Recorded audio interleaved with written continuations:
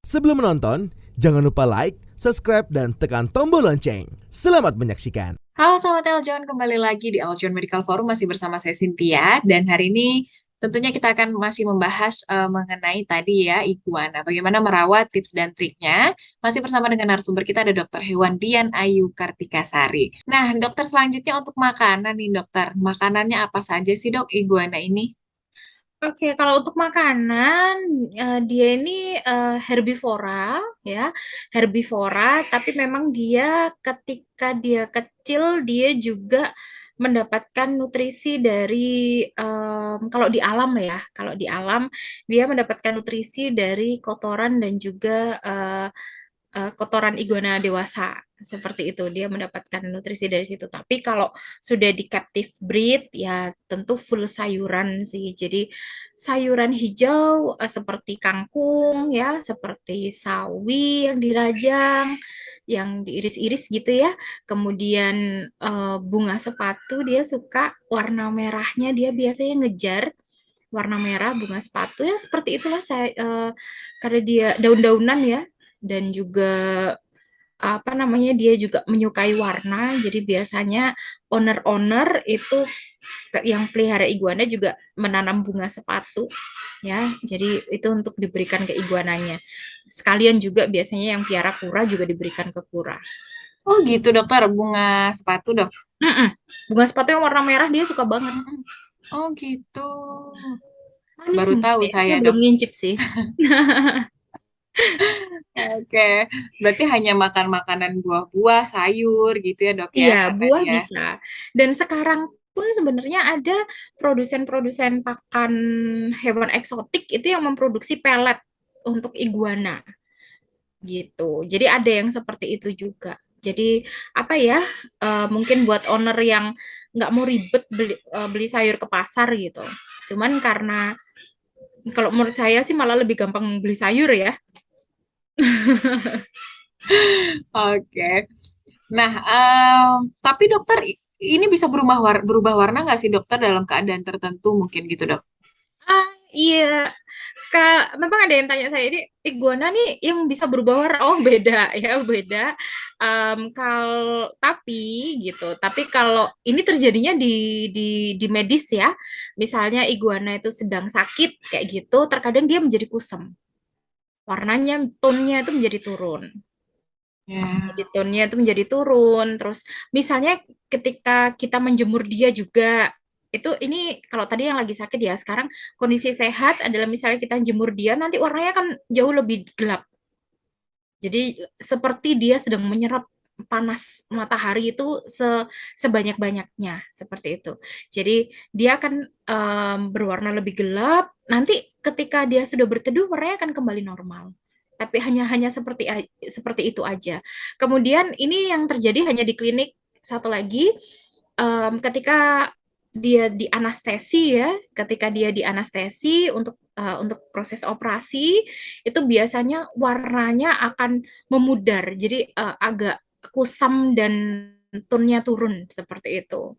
Jadi kayak pucat kayak gitu, kayak pucat ya. Kok pucat ya? Ya nggak pucat sih. Dibilang gitu juga nggak pucat. Warnanya itu kalau misalnya dia red iguana, warnanya itu Mm-mm. nanti akan menjadi agak kusem-kusem jelek gitu loh. Tapi nanti Hmm, ketika dia mulai sadar, warnanya akan kembali normal. Oke. Jadi Nah, dia tadi tidak dokter, berubah warna.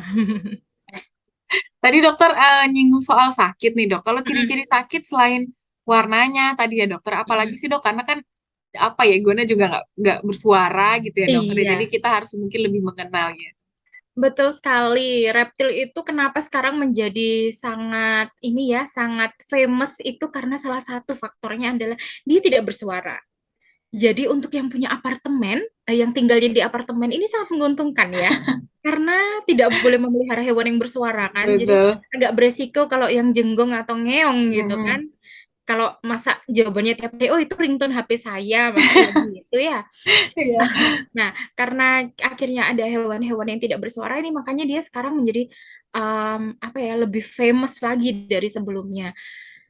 Itu juga salah satu yang cukup susah ketika owner tidak menyadari iguananya sakit. Nah, ciri-ciri iguana sakit itu sebenarnya adalah warna. Jadi seharusnya dia biasanya tuh warnanya bagus, bersih, cerah seperti itu, tiba-tiba dia menjadi kusam, ya, warna warna sisiknya, warna kulitnya lebih kusam, kemudian dia matanya sayu karena dia lizard, masuk kelas lizard, jadi dia bisa berkedip ya, punya kelopak mata, jadi matanya agak sayu-sayu gitu. Kemudian juga apa namanya, nafsu makannya menurun, ya, nafsu makan menurun. Usahakan pagi diberikan makan itu setelah dia pup, setelah dia defekasi, setelah dia mengeluarkan kotoran, baru kita berikan makan. Nah, salah satu kenapa kok diberikan makanan setelah dia defekasi, itu salah satu cara kita untuk melihat perutnya sudah kosong banget atau tidak. Nah, itu juga kita juga sambil melihat apakah di dalam perutnya itu ada bladder stone atau tidak, atau batu. Ya, kalau di manusia tuh kencing batu gitu ya. Nah, ini di iguana. Jadi bisa kita tekan-tekan lah perutnya. Oh, aman, nggak ada apa-apa. Nanti dia akan makannya jauh lebih enak ketika perutnya udah kosong seperti itu. Nah, proses untuk biar apa jam biologisnya teratur itu juga tergantung dari owner ya. Kalau ownernya bangunnya siang ya berarti iguananya makannya ikut siang gitu. Nah, ini yang perlu perlu membantu apa ya, sebenarnya pelihara pelihara hewan itu juga membantu owner untuk lebih disiplin waktu karena hewan kan juga makannya kan apa ya, jamnya ini beda dengan kita. Kalau kita kan kadang sesempatnya sarapan pagi, kadang enggak tapi ngopi duluan lah, kan hewannya nggak bisa diajak ngopi nih, harus sarapan dulu ya gitu. Nah, ini ya apa namanya, salah satu ciri dari iguana yang sakit. Terus defekasinya, defekasinya misalnya dia jadi lebih encer, berlendir. Nah, seperti itu harus dicurigai. Kenapa? Karena bisa jadi ada parasit, bisa parasit itu bisa cacing, bisa protozoa pencernaan atau yang lain-lain. Jadi banyak sebenarnya yang bisa bisa apa ya, penyakit-penyakit yang bisa mengenai iguana itu seperti infeksi bakteri bisa, infeksi virus juga ada, infeksi jamur. Nah, ini jamur ini di kulit. Nah, kalau ada kulitnya yang spot-spot tertentu itu yang warnanya beda dan kok sepertinya menebal. Nah, ini hati-hati bisa jadi dia terkena infeksi jamur. Kemudian tadi apa? Bakteri, virus, jamur, parasit. Parasit ini bisa bermacam-macam. Parasit parasit seperti protozoa darah, protozoa di pencernaan, kemudian cacing, seperti itu ya. Jadi banyak sekali sebenarnya. Hmm, Itu sih ciri-cirinya. oke. Kalau pertolongan pertamanya dokter gimana? Langsung dibawa ke dokter hewan kah atau gimana, Dok? Kalau terlihat dia mulai menunjukkan gejala yang kok sepertinya dia lebih lesu ya, lebih lesu, lebih males, terus dia agak sayu, coba dilihat kemarin-kemarin gimana pemeliharaannya. Jadi apakah jemurnya sudah rutin? Oh, kalau ternyata ownernya, iya seminggu kemarin saya ujian gitu ya di kampus, saya nggak sempat jemur, coba di manajemen pemeliharaannya diperbaiki dulu.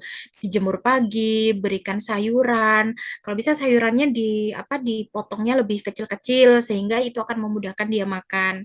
Kemudian berikan buah seperti pepaya yang lembut, yang paling enggak itu gampang dia kunyah gitu ya. Dan tolong sekali untuk para owner iguana jangan memberikan sayuran atau buah yang dingin baru keluar dari kulkas. Jadi diangin-anginkan dulu sampai dinginnya hilang, baru diberikan gitu. Kan seger dok, itu buat kita ya. Tapi kalau buat iguana jangan gitu. Nah, em, ini kalau sudah kita coba perbaiki, jemurnya udah bagus dan lain sebagainya, kok masih tidak ada perubahan, segera bawa ke dokter hewan. Jangan sampai terlambat gitu. Jangan sampai katakanlah gini, ini curhatan dokter hewan ya sebenarnya. Banyak exotic animal itu yang ownernya nggak ngerti kalau hewannya sakit, nunggu seminggu 2 minggu.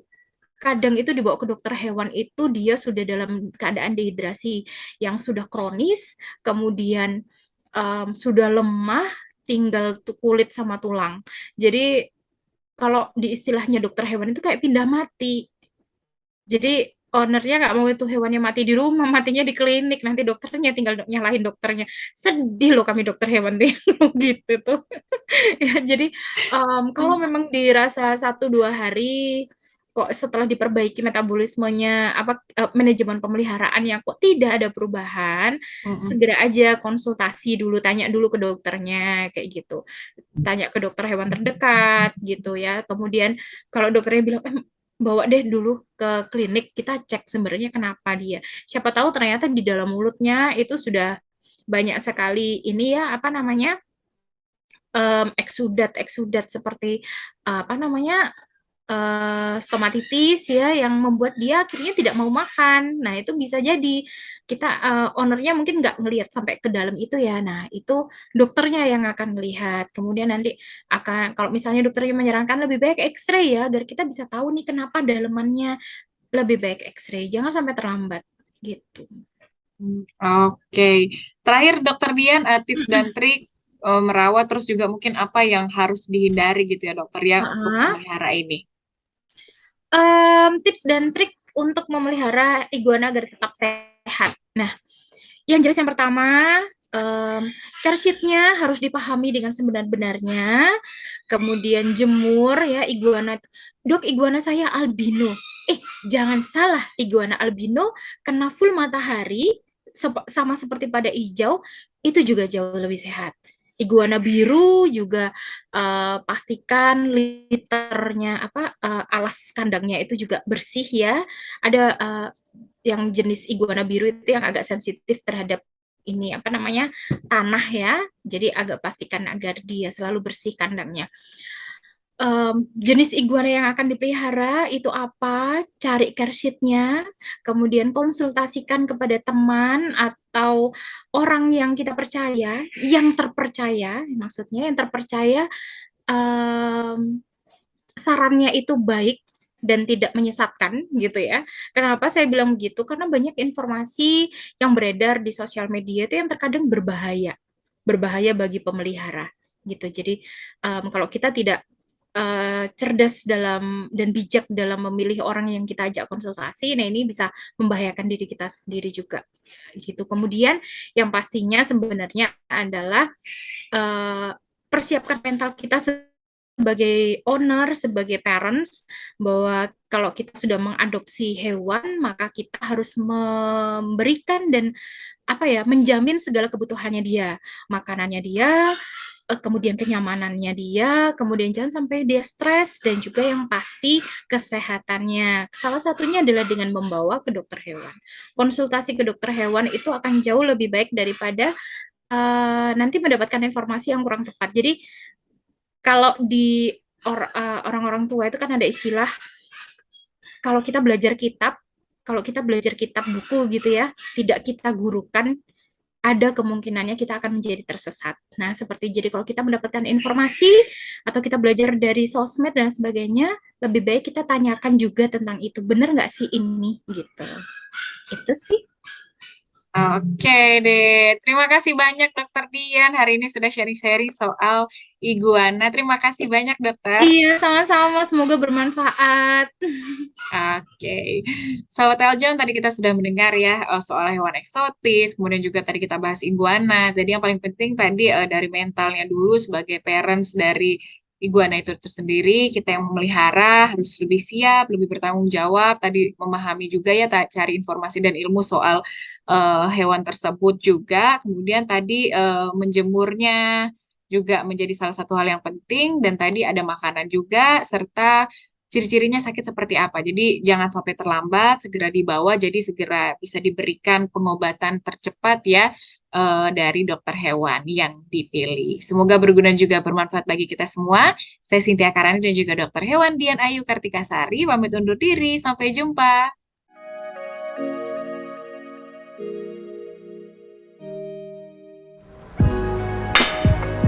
Hai, sudah nonton ya? Tapi belum lengkap rasanya kalau kalian belum like and subscribe. Dan jangan lupa ya, see you!